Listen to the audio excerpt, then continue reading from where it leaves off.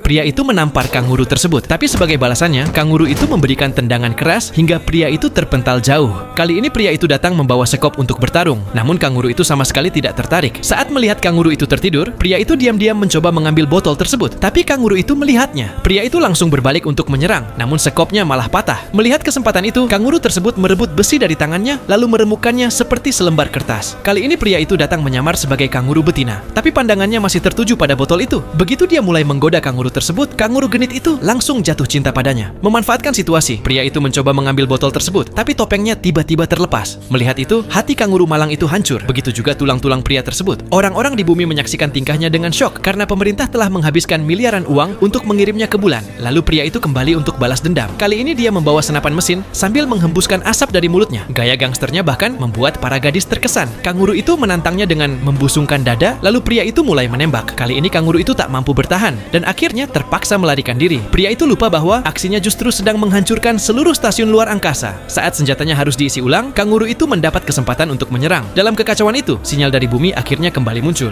Melihat hal tersebut, pria itu menangis bahagia. Dia berkata pada kanguru itu bahwa mereka kini bisa kembali ke bumi, jadi kanguru itu harus membantunya. Tapi kanguru itu sama sekali tidak mempercayainya. Karena tak ada pilihan lain, mereka berdua mengenakan pakaian luar angkasa dan keluar. Mereka harus pergi ke sisi lain bulan untuk mengambil bom nuklir dari sebuah stasiun. Jika mereka tidak sampai sebelum matahari terbenam, kendaraan mereka akan berhenti. Keduanya berusaha keras tetap terjaga, karena jika kendaraan berhenti, artinya kematian. Orang-orang di bumi menyaksikan keberanian mereka secara langsung. Setelah perjalanan berhari-hari, mereka akhirnya menemukan bom nuklir tersebut. Kini mereka hanya perlu memasangnya ke pesawat luar angkasa. Tapi saat itu kanguru malah bermain-main dengan bom nuklir tersebut. Melihat itu, pria itu sangat marah dan mengurung kanguru itu di dalam sebuah kotak. Tanpa membuang waktu, dia melanjutkan perjalanan menuju pesawat. Namun tiba-tiba kotak kanguru itu terlepas dari kendaraan. Setelah pergi cukup jauh, pria itu baru menyadarinya. Tapi kini sudah terlambat karena waktu mereka sangat sedikit, sehingga dia tidak mungkin kembali menjemput kanguru itu. Namun setelah berpikir sejenak, pria itu memutar balik kendaraannya karena dia tidak bisa meninggalkan temannya sendirian. Melihat itu, semua orang bersorak gembira. Kini seluruh dunia mulai mencintai kanguru tersebut. Pria itu akhirnya berhasil menyelamatkan kanguru itu. Tapi matahari hampir terbenam. Karena berhari-hari tidak tidur, kondisi mereka juga sangat buruk. Tak lama kemudian, matahari pun terbenam dan kendaraan mereka berhenti total. Oksigen yang tersisa hanya cukup untuk 3 jam. Jadi mereka keluar dan menunggu kematian. Orang-orang mengira pria itu telah menyerah. Namun tiba-tiba dia mendapat sebuah ide. Dia membuat semacam papan dari kotak tadi, lalu meminta kanguru itu menariknya.